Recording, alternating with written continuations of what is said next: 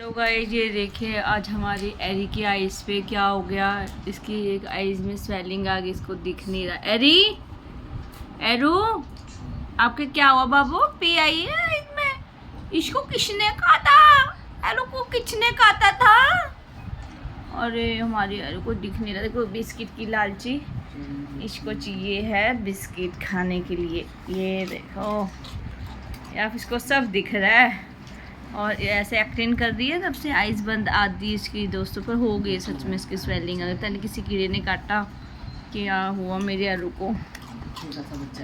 ये तो हमारा बच्चा है, हमारा लड्डू है। लड्डू हमारा तो इसको जान से भी प्यारा है हमारा एरू, है ना एरू? क्या हुआ मेरे बेबी को?